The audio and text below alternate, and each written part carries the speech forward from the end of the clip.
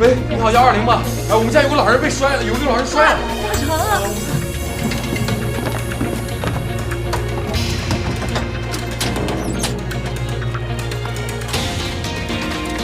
往前面走，前面，又过来了！快点！轻点，轻点，轻点，轻点，轻点，轻点啊！轻点，轻点，轻点！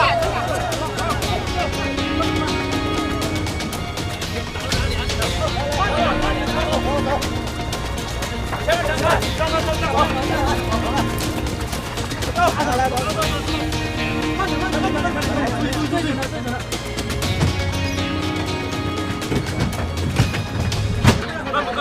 快让开！哎，一会儿到医院来电话啊！知道，快来！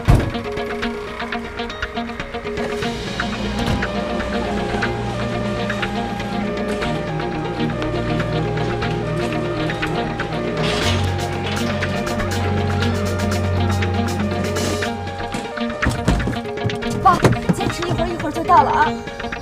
别着急啊，莫妮，没事。大夫，他没事吧？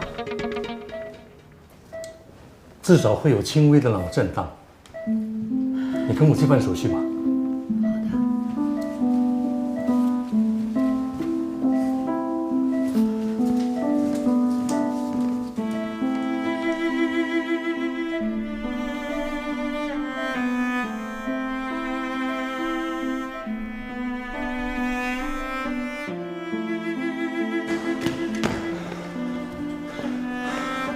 二哥，莫妮，过来。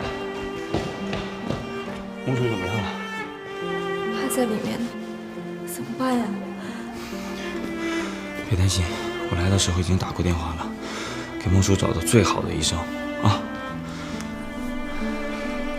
谢谢。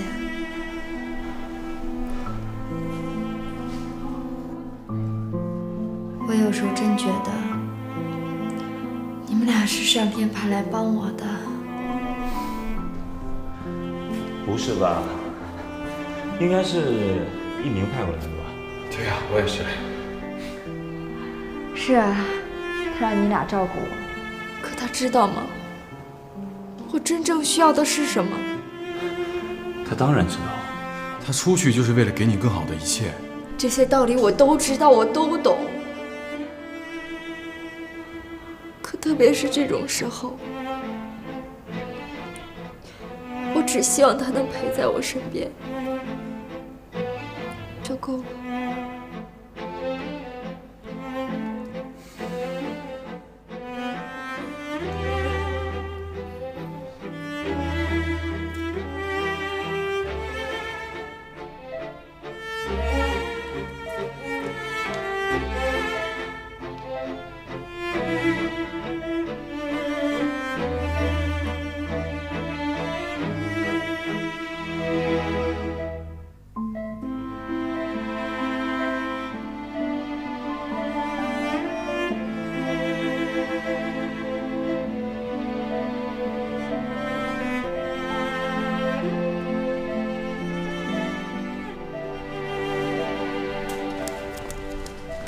一鸣，你干嘛呀？躺着别动，别动。头疼不疼啊？喝不喝水啊？红姐啊，睡多久了？4、5个小时吧。手机呢？手机？嗯。哦。给。饿不饿？我去给你买点粥，然后吃完粥呢，把药吃了，好不好？啊。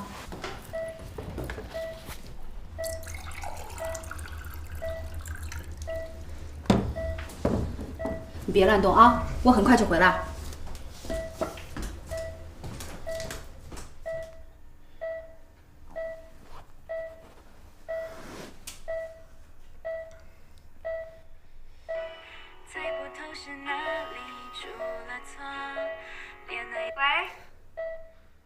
燕儿，怎么了？怎么打那么多个电话？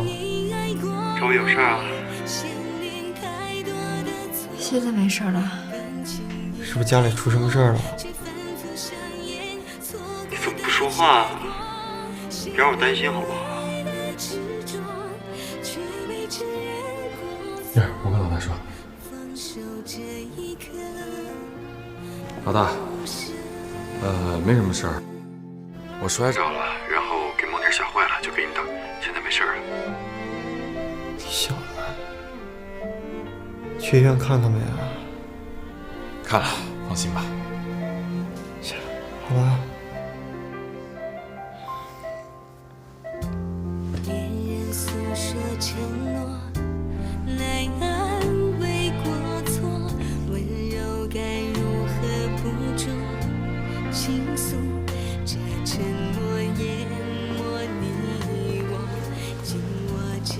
这件事啊，先别让刘云知道，免得他担心。放心吧。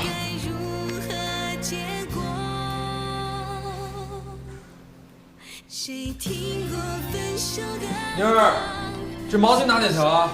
啊，你就拿这条吧。那我2条都拿着吧。行。对了，妮儿，孟叔现在住院了，我在这儿住的话不太方便。下午我找好房子，这2天就搬出去了啊。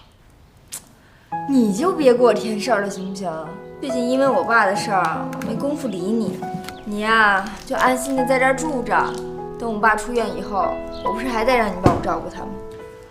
也行。最近你跟一鸣联系多吗？不多啊，怎么了？这段时间他挺少打电话的，给他打他也听不到，回过来也就急急忙忙说几句就挂了。我总觉得他有什么事儿瞒着我。能有什么事儿啊？老大在拍戏、工作，漏接电话太正常了，别瞎想啊。我知道，我不是担心吗？本来这段时间还想去看看他，可我爸住院了，也去不成了。哎，你待会儿把那个水果都带着啊。好。这么急呀？啊，说出差马上就要走。对。妈，关海虽然是经理，可是很多时候都是身不由己的。是啊，打工嘛。我还想着什么时候见见你父母，说说你跟冰冰的事儿了。什么时候回来？目前的时间还不太好说，得看那边的客户需求才能定。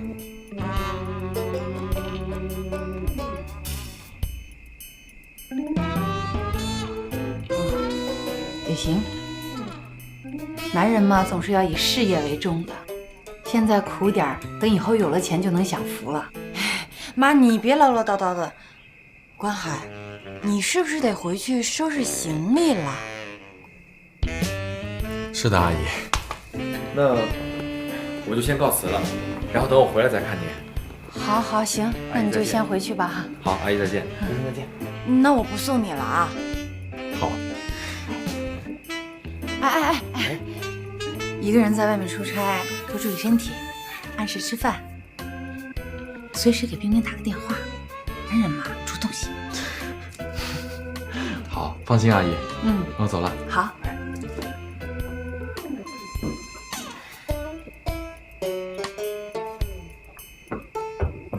这个没心没肺的，就知道吃。关经理都要出差去了，你也不送他。哪天我看他被拐跑了，你怎么办？就他能被人，没人要。人不可貌相。那天送我们那个司机，长得挺帅气的，成熟稳重，可他到底还是个司机。还有你们剧院的那个台柱子，混了半天不还只是个……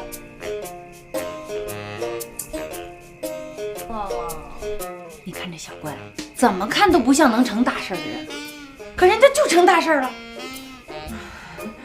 妈，我饿了，我要吃东西。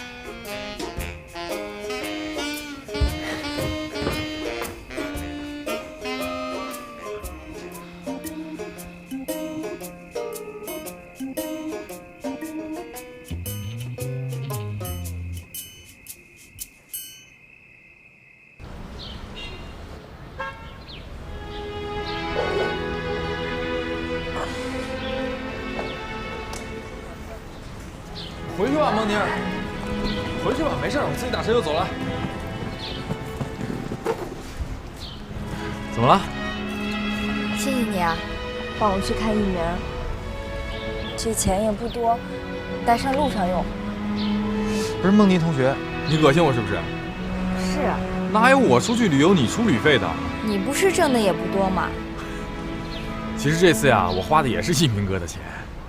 上次我找他拍广告，1万块钱的劳务他非分了我5000。好了，放心吧，见到你的一鸣哥会给你打电话的。走了，拜拜。回去吧。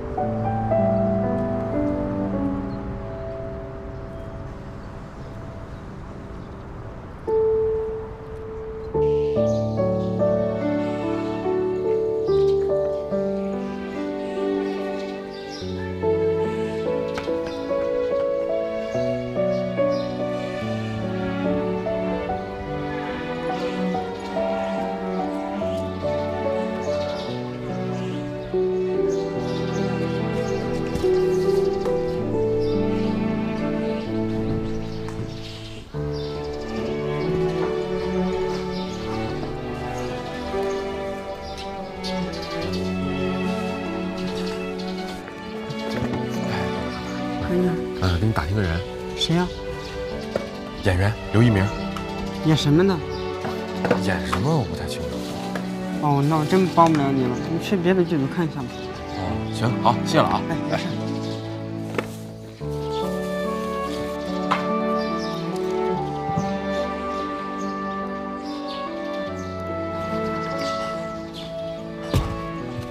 假的呀。演戏的时候一定要放松，一定要放开了去演，是不是？把词儿你再熟悉熟悉，啊，再看看，你那边的词儿没问题了吧？啊，行，没问题就好。啊，那这么着，你们先准备准备，那你们先忙去吧。啊，哎，你快换衣服，那边等着。大哥，你搞错了，我不是演戏的，啊，我跟你打听点事儿。您是？我是演员副导演。我给你打听个演员，叫刘一鸣。啊，刘一鸣啊，熟悉刘一鸣。啊，你说的是那个替身吧？不是替身，是演员。演员吗？不对，刘一鸣在我们这个剧组，他就是一替身。不过他的戏已经杀青了。这样，你去那边有一组，你去那边问问啊。行，谢了啊，哥。没事。哎，咱们那边准备好了没有？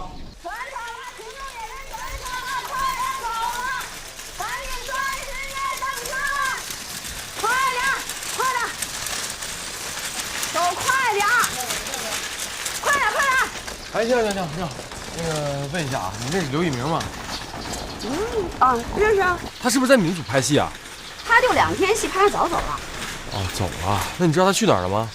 不知道，您去那组看看吧啊！快点，抓紧时间，走了，上车。谢了啊。下船程了。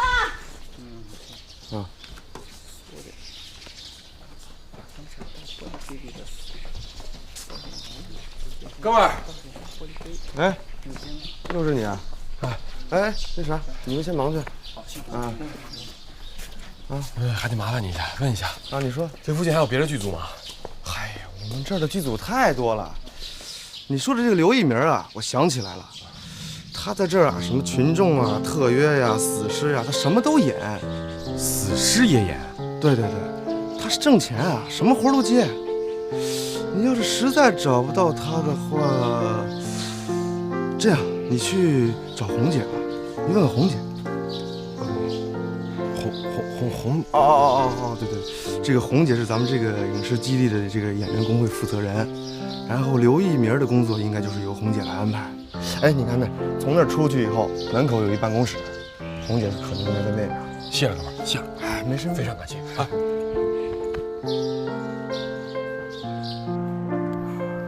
喂，关海，你见到一鸣哥了吗？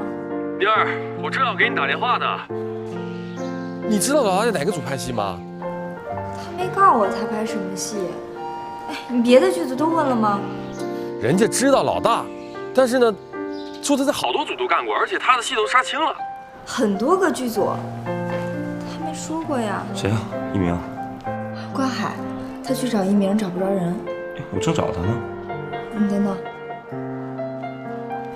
关海，啊，我上次跟你说的那个客户的事儿，对，关海，你在那个影视基地吗？啊，我在二哥。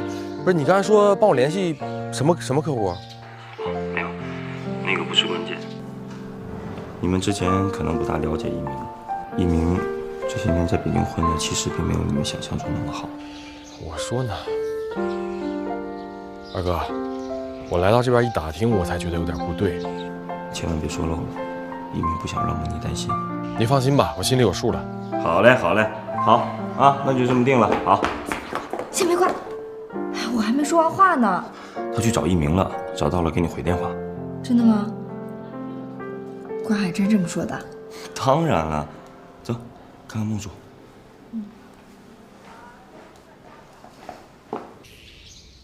大哥呀，大哥，太不仗义了！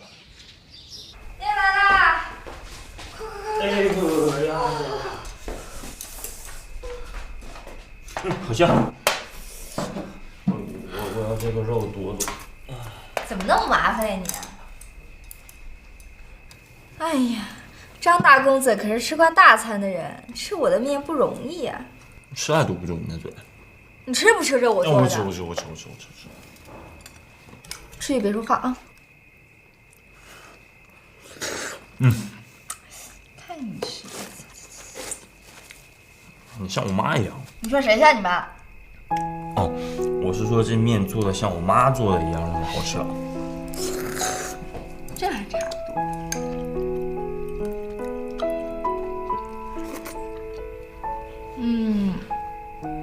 关海今天下午跟你说什么呀？鬼鬼祟祟的。没有吗？是吗？哦，我今天下午啊，去给关海介绍的一个客户，他是制药厂的一个董事，当时不是在医院嘛，所以要谨慎一点。真的吗？这有什么好骗你的？你吃不吃？我吃。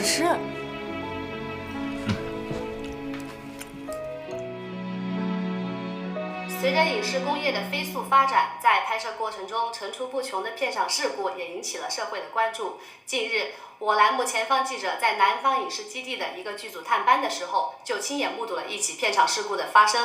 请看前方记者发回来的详细报道。各位观众，这位受伤演员至今我们还不知道他的名字，但是据说是剧组在影视基地找的一名群众演员，而剧同感也表示一定会对这位群众演员的健康负责到底。一鸣哥，请进。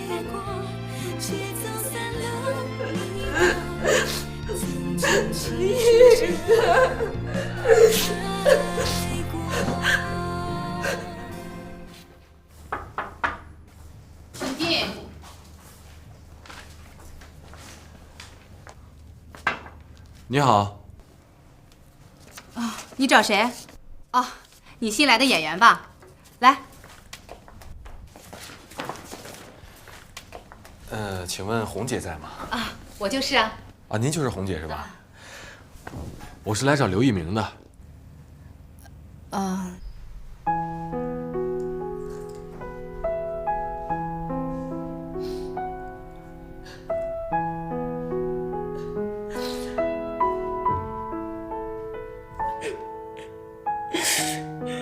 是啊，人缘好呗。谁让你男朋友现在这么火呢？一部戏接一部戏的，下边还有3部戏等着我呢。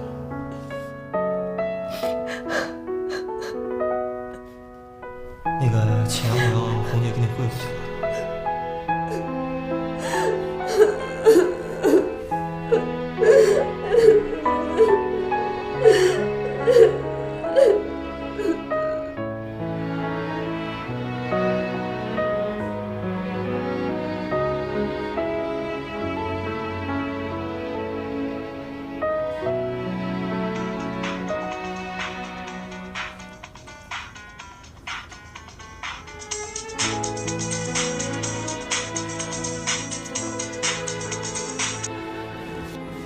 喂，关海，你见到一鸣哥了吗？老大还没收工呢。是吗？你放心吧，等我见到他，让他第一时间就给你打电话。早点睡吧，啊！我睡不着。关海，你方便吗？我可不可以跟你聊聊？方便，方便。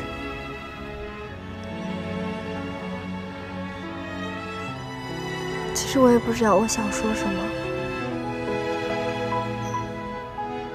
关海，你不是说冰冰和他妈想要的，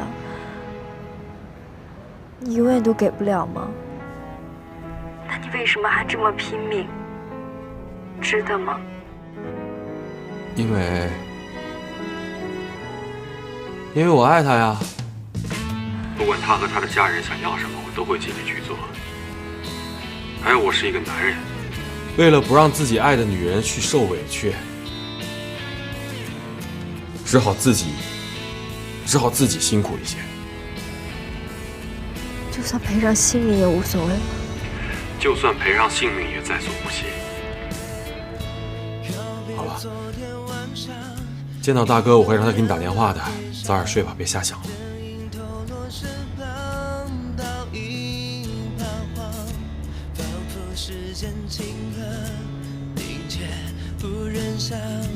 他们挽手离开的模样，爱情匆匆告白，没太多的期待，我试着淘汰所有的依赖，带着爱的无奈走开，承认感情已经表白，相信一个你怎么来了？躺下，躺下，躺下！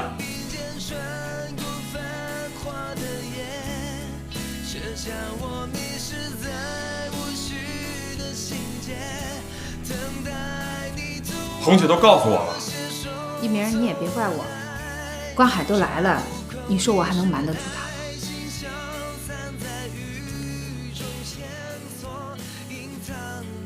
坐吧。那你俩先聊着，我去问问医生，咱什么时候能出院啊？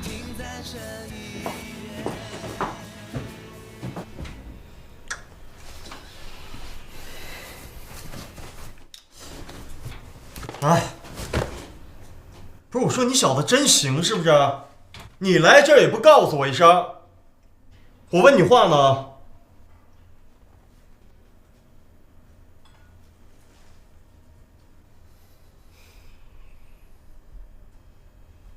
我说怎么样？我给他寄的钱够用了。行了，你能不能多关心关心自己啊？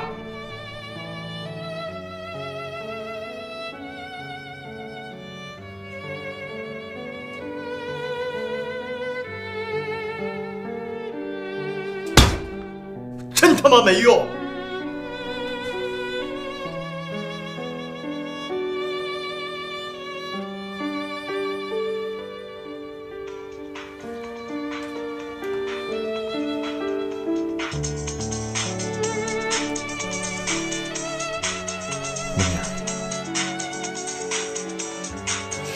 接。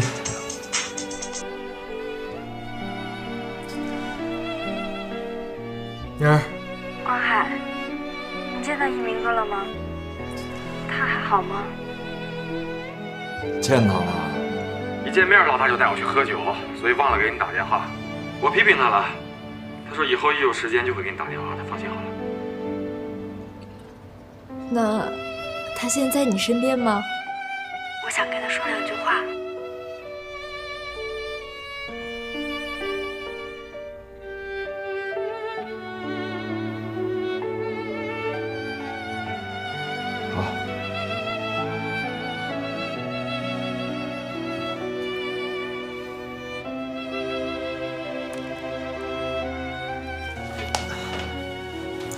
老大，对不起啊，昨天晚上我见着关海太兴奋了，就没跟您汇报。你知道，我得让关海过来长长见识，不能让他以为这全世界只有秦兵那么一个好女人。那你自己没长长见识啊？宁儿，我相信这全世界的人都知道，我刘一鸣心中只有你梦妮一个人。我刘一鸣这辈子都不可能做对不起你的事儿。我知道，我就是想让你注意身体，别太拼命了。我们钱够用了，我只是想让你早点回来。我也想你啊，我会尽快赶回去。你照顾好孟叔，然后在家吃好喝好玩好，乖乖的等我回去。我先去拿药了，快去忙。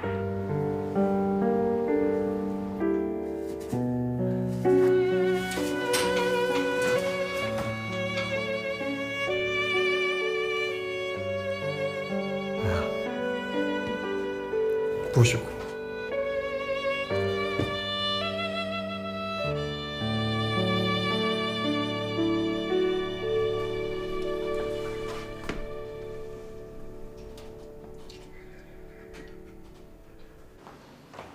妮妮，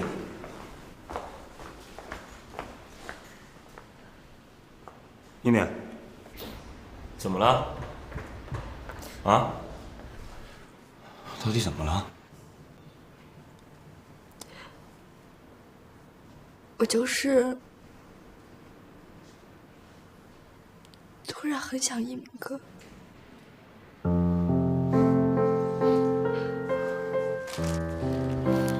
看你哭了。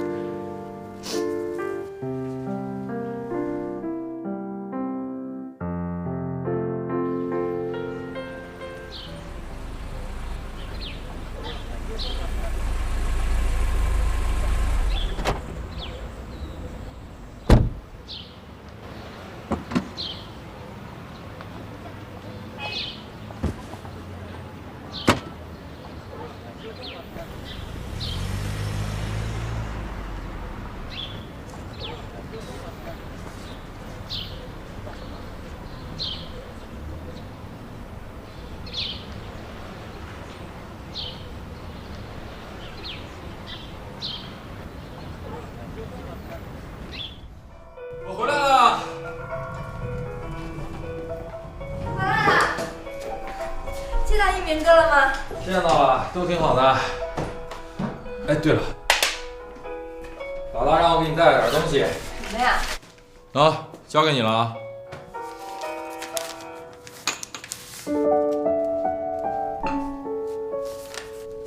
妮儿，这里呢有3万块钱，我又接了几个戏，回家的时间可能会推迟一点。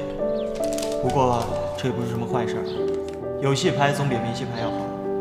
等这几部戏拍完了之后，我一定会去看你。爱你，一鸣。什么东西那么香？怎么？他还是不舍得回来是吧？不是，罗尼，我跟你说啊，老大在那边行情特别好，特别的火。我跟他拍了2场戏，现场所有的人都特别佩服他，而且晚上收了工他都闲不住，导演、主演个个争着抢着请他吃饭。跟你说实话，要不是我为了上班，我都不想回来了。我就知道是这样。说什么出去拍戏是因为我跟我爸，他根本就是找借口，他根本就是在这儿待不住。他以为拿点钱回来就可以安心的去逍遥了。他不想照顾我跟我爸，他就直说，他找什么借口啊？我一直以为他是一个有责任心、有担当的男人，我现在看他就是一个逃兵，他根本就是逃避。够了，什么逃避，什么逃兵，老大命都快没了，你知道吗？梦妮，你根本不知道老大为了你付出了什么样的代价。为了挣钱，为了片酬，为了那点红包，他什么样的角色都接，什么有词儿的没词儿的，5行替身，还有什么怪物特效，露脸的不露脸的，还有死人。死人你知道吗？死人啊！你知道这样做的后果是什么吗？你知道吗？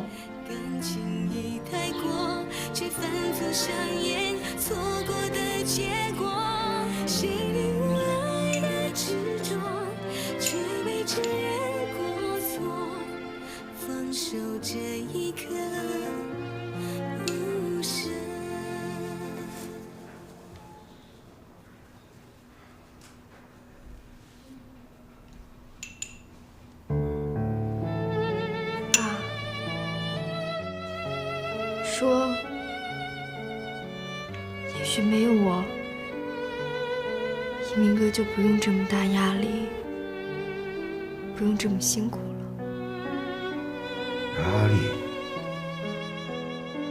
压力这个问题一定要解决啊，要不然盖得再好的房子，最终都会垮的。是啊，是啊。可我该怎么办呀？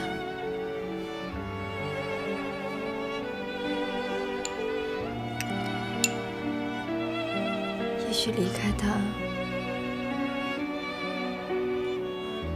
才是真的爱他。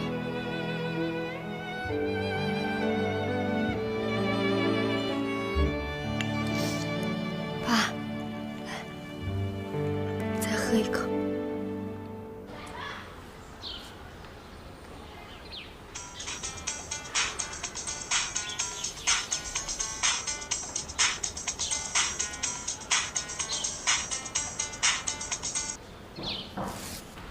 老大，那个钱和信都交给孟妮了，她挺高兴，挺高兴。那就好。可是她怎么也没给我回电话呀？是吗？可能她生你气了吧？为什么呀？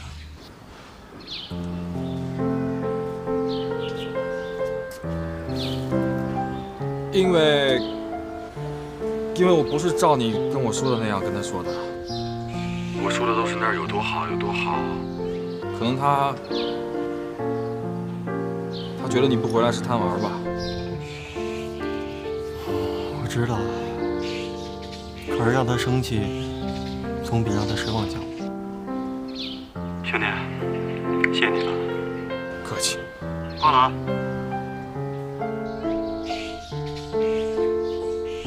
以后你俩的事儿我才不管呢，谁也别给我打电话。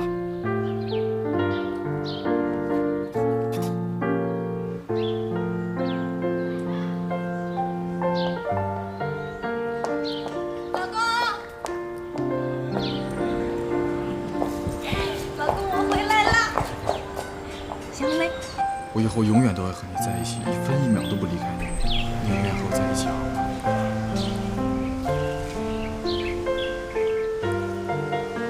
拉钩上吊100年不许变。我俩谁也不离开谁。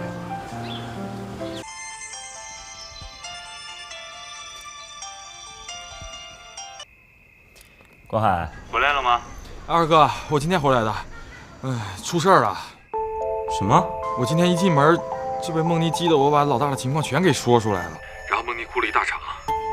本来我以为她哭了就没事了，她说她去医院，可是天都黑了她还没回来，打电话也没人接。我跟冰冰现在正找着呢，怎么办？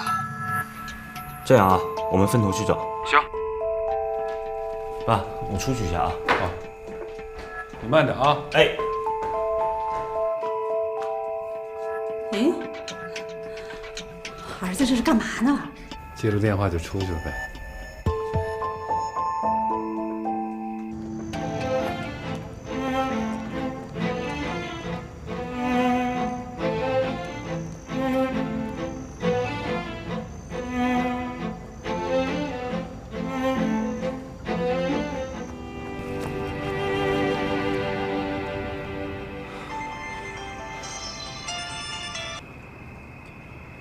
哎，关海，对，找到孟妮了，啊，你们不用过来了。好，你们先回去吧，放心。好。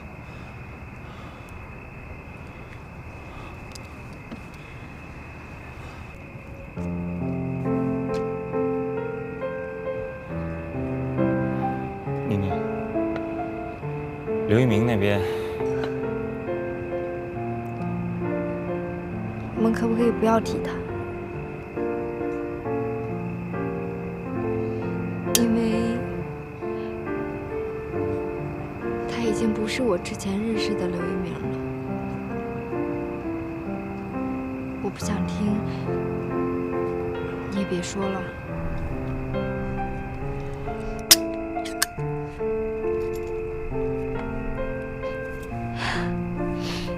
如果你真想说的话，那就让我们想想跟他在一起开心的事儿。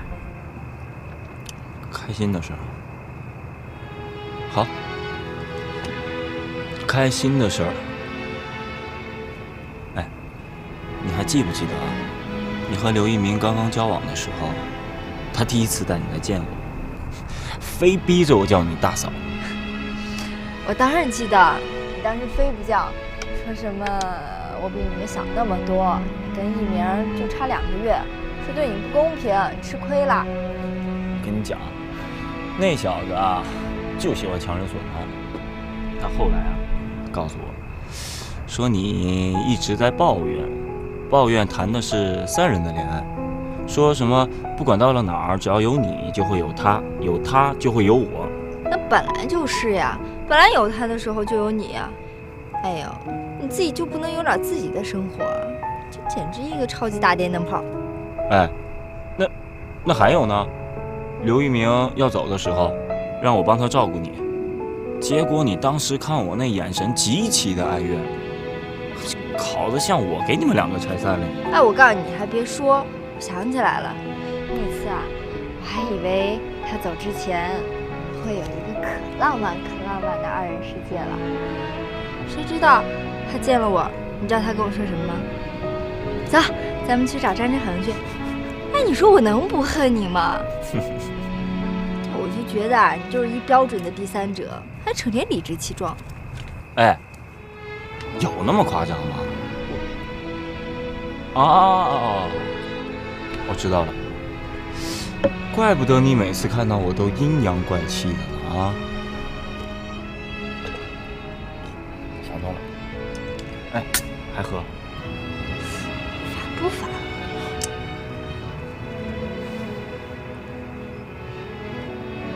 现在还恨吗？想恨来着，但是恨不起来。这4年来，你一直都陪在我身边，又像骑士，又像天使。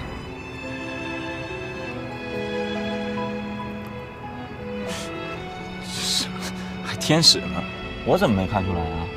你还记不记得有一次你过生日，我大半夜的去给你送生日礼物，你一打开门看到是我，那开心的样就瞬间就变成看到阶级敌人一样。那还不是因为一鸣，他说会给我一个惊喜，我还以为我生日的时候会见到他呢。我那天连课都没上，就在家等啊等啊，谁知道一开门，竟然是你。你说我能不生气吗？我怎么了？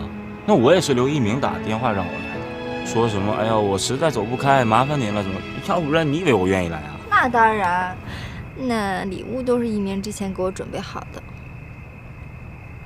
是啊，一个带摄像头的笔记本电脑。来。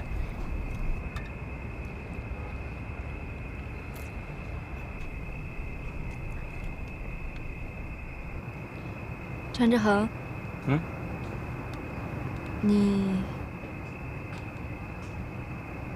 你喜欢我吗？谁听过你爱过我，牵连太多的错，感情已太过，却反复上演错过的结果。谁领悟爱的执着，却被承认过错，放手这一刻不舍。我妈还不知道你回来了，我劝你这段时间还是别出现在我妈面前比较好。那我什么时候能出差回来啊？我现在也不知道呢，除非有更好的办法，你说我怎么那么没用啊？老大再三嘱咐我，让我别说漏了，别说漏了。我可好，一回来这事儿也不全怪你啊。早点回去休息吧啊。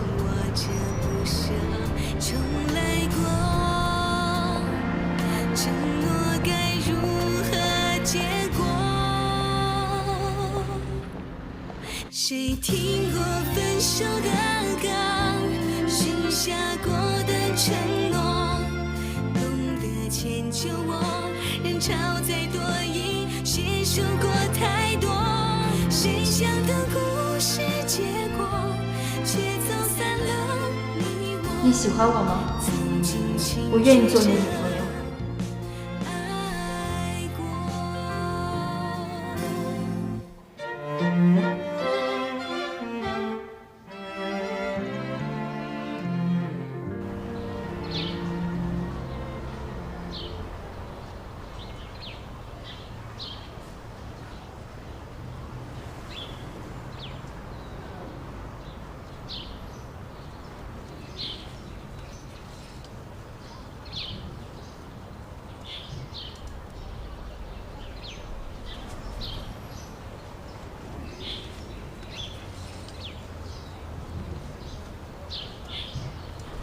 日恒，我还以为我们连朋友都做不成了呢。妮妮，做我的女朋友吧，好吗？对不起，昨天我不能答应你，因为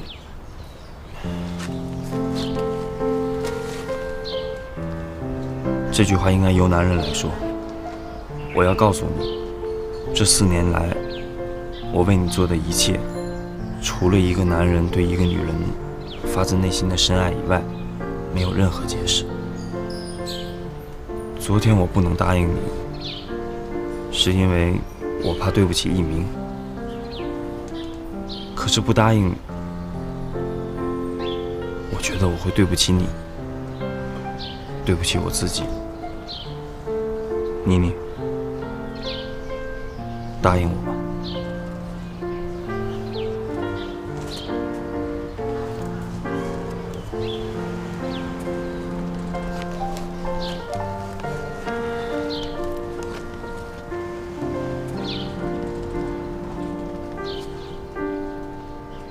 让我看看你。没错，是你，就是你，占据了我4年的青春时光和我全部的身心。谁听过分手的歌，许下过的承诺，懂得迁就我，人潮再多疑，携手过太多，谁想的故事结果，却走散了你我，曾经清楚着爱过。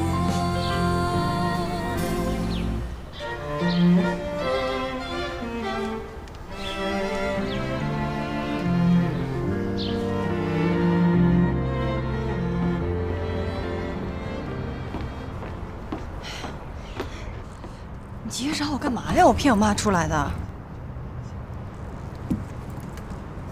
怎么了？我看见张之恒抱着梦妮，道貌岸然的伪君子。你说，我大哥为这样的朋友两肋插刀，可他张之恒呢，为了个女人插兄弟2刀。在哪儿啊？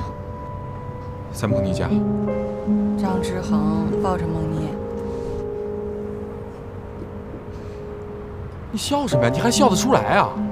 人家2个人在家里头，那就是两情相悦。两情相悦，那刘一鸣呢？我大哥刘一鸣算什么？要是以后的话，那就是前男友呗。我说金兵啊，你怎么一点是非观念都没有呢？刘一鸣在北京拼死拼活的为了谁啊？还不为了梦妮吗？可梦妮呢？在家里勾引自己男人的兄弟，这不成了潘金莲了吗？我没有是非观念，什么叫潘金莲啊？我觉得是人家孟妮命好。再说我没觉得张志恒哪做的错呀？什么叫趁人之危啊？人家现在叫勇于担任起责任，你懂什么呀？这是偷换概念，他们俩这就叫偷情，偷情不叫爱情。偷情？你懂什么叫爱情吗？我们俩之间有爱情吧？你在我妈面前骗来骗去干嘛呀？我们俩之间有爱情，在朋友这个人那个人，瞒什么呀？躲什么呀？我还告诉你，关海，你懂什么叫爱情啊？爱情就跟奢侈品一样，不是什么人都能拥有的。再说了，这个时候他们俩分手，对于他们来说都是解脱。我知道你们会觉得有些意外，可是我已经喜欢孟妮很多年了，之前一直不敢想，直到昨天我有机会和她深聊了一次，我才发现她对我也是有感觉的。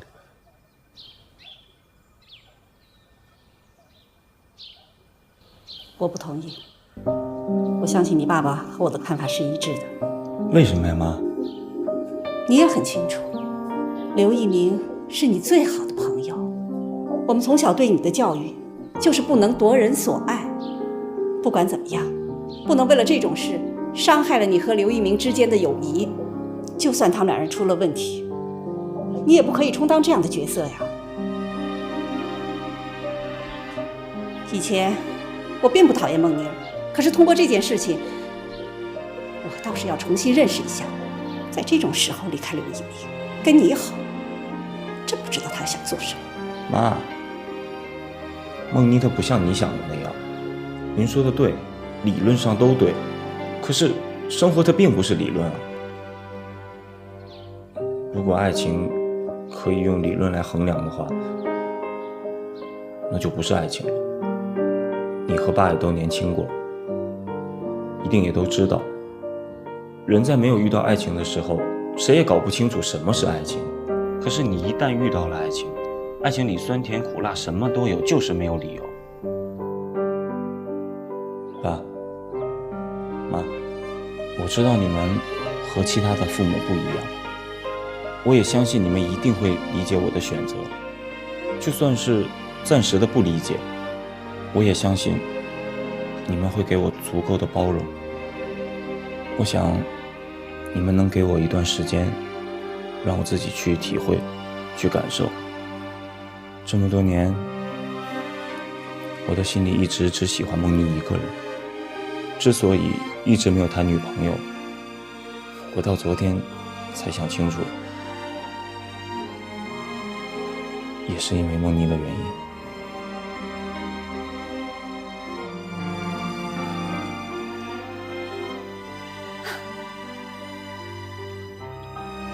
好吧，谈恋爱我不管你，至于将来和谁结婚，那就由不得你了。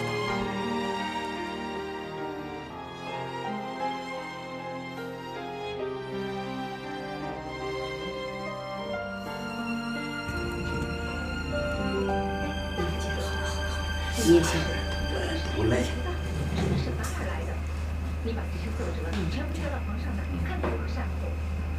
这小子演的挺有点意思啊！叔阿姨，哎，大海，哎，你最近怎么样？好不好？哎，我们挺好的，你怎么来了？我刚从老大他们剧组回来。孟妮他爸住院了，剩他一个人在家。我要在那儿住着的话，不是特别方便。大海啊，你笨呐，住家来呀！是呀，住家里边来，那床啊还没拆呢。是吗？会不会不太方便啊？哎呦，你看你这孩子有什么不方便？有什么不方便的？行李呢？你行李呢？我带着呢啊。哎呀，你这孩子。哎，大海，你小子动心眼儿啊！哎，小关，我问你，你说一鸣在那儿拍戏累不累？身体怎么样？辛苦不辛苦呀？啊？吃得好，住得好，玩得好。要不是我要上班，我都在那儿陪着他，真的。是吗？嗯。哎呦，这以前的一鸣啊，说这个在剧组吃得好，喝得好，我这心里边还犯嘀咕呢。今天你这么一说呀，我就放心了，我就踏实了啊。叔叔阿姨，你们就放心吧，我先上去放行李吧。你自己整一整啊。哎。这个是我们公司新签约的模特秦宁。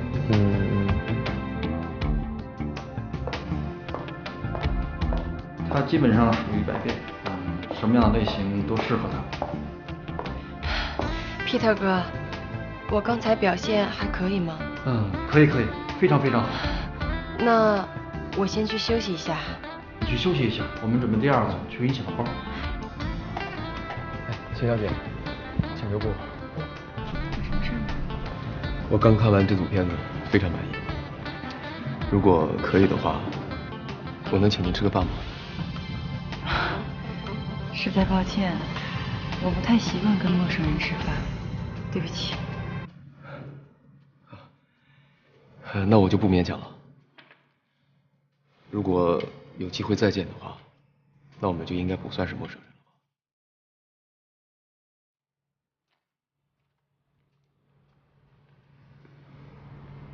你真的不吃啊？我得保持体重。挺好的。哎，听说公司最近来了一批高手，是我今天看见那些吗？你看见高手了？我就看见一个。你怎么没戴戒指啊？我哪敢戴呀？万一被我妈看着怎么办？咱妈什么时候回去？其实吧，我妈是一个特有开拓精神的女人。停，什么意思？我妈要在这开个店。你妈怎么这么多想法啊？我妈是挺多想法，还有挺多理由呢。反正就是一条，她女儿没混出来，不好意思回去。他老人家最近问我了吗？问了，我说你出去办公了。好，老板，来份炒饭。拿炒饭出气啊？哥高兴。我们经理说年终给我封了一个大红包。真的？因为我促成了公司还有张之恒还有江天威之间的合作。江天威，我今儿还见着他，应该特有实力吧？太有实力了，我自己干了2斤白酒才把他拿下的。以后酒少喝点，红包就多拿点。买了红包给你买一个大钻戒。不要，攒钱。媳妇儿真好。哎，我来。哎，你是可。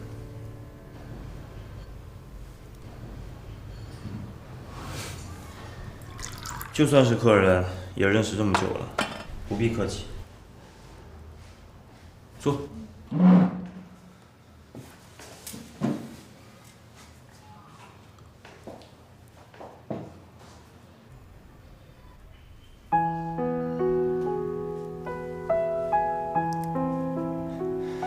要不要一起出去吃点东西？我在医院吃过了。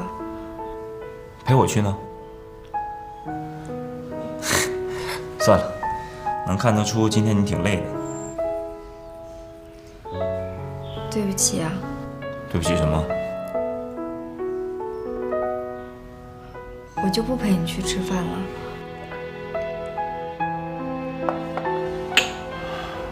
那件事情你还没有告诉一鸣吧？我觉得还是我说比较好。让我说吧。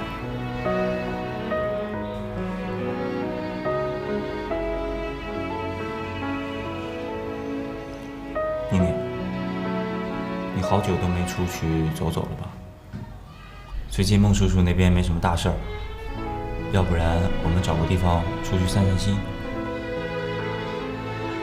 去哪儿啊？去哪儿都行。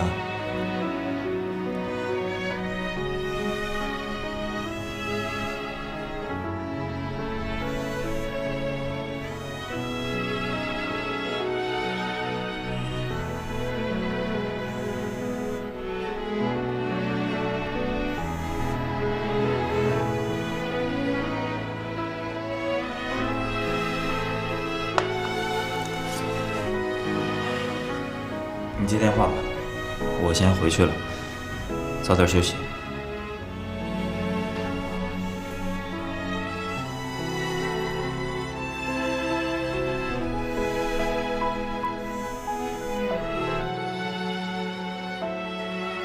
一鸣哥，宁儿，怎么这么半天才接啊？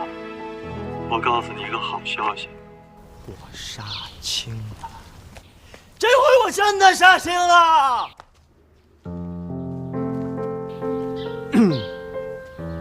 么了？是不是还在生我气啊？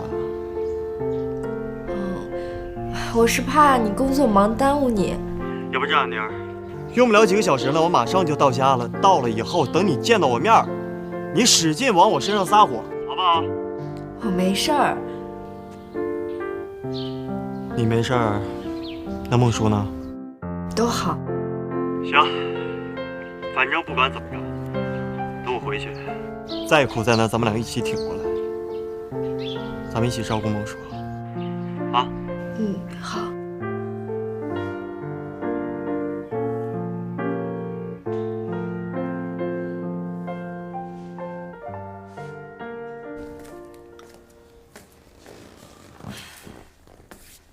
回家以后好好休息，别再这么拼命了，知道吗？放心吧。还有啊，演员呢最重要的是口碑。以后啊，你要敢再这么混，不用别人，红姐就把你给灭了。遵命，红姐，我一定不会了。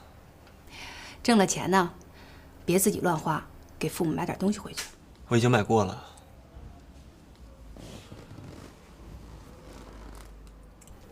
红姐，谢谢你这么长时间对我的照顾。我知道跟您的照顾相比较，这点钱有点拿不出手，但是您还是收下。行，红姐收着。有你这句话呀，什么都有了。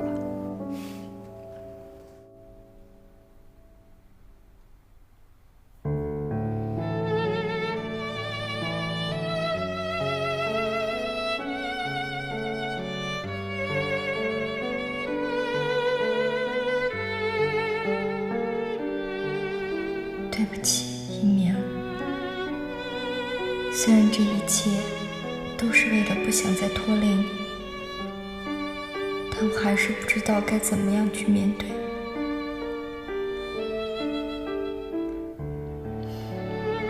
但是我知道，我必须要去面对。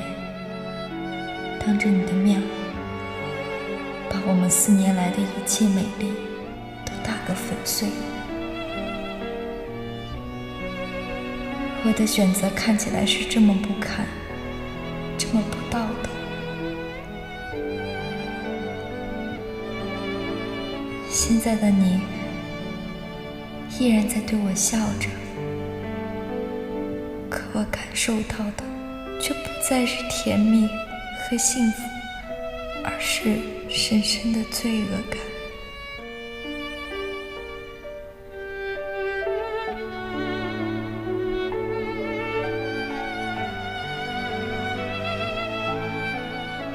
好兄弟，我老爸、老妈，还有我们家妮儿，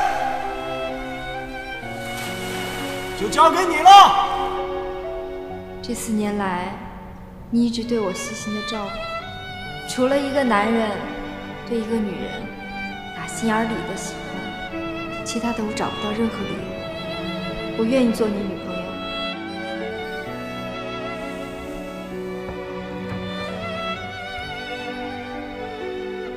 其实，所有冠冕堂皇的话，都是说给别人听的，包括我的父母。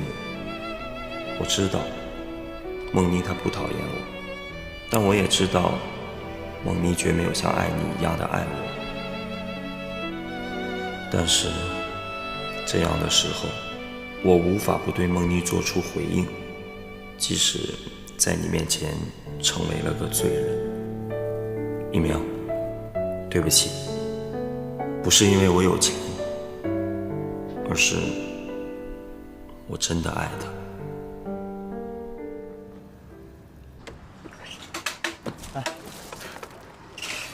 东西拿着，路上吃。嗨，不用了，这坐飞机很快就到了，又不是坐火车。拿着吧，挣了钱别乱花，知道吗？放心吧。那行吧，你这么多东西，下车的时候别忘了。我那个剧组还有点事，车等我呢，我走了啊。你自己注意安全。到家给姐来个信儿啊。红姐，保重。姐会想你的，拜拜。小心点啊。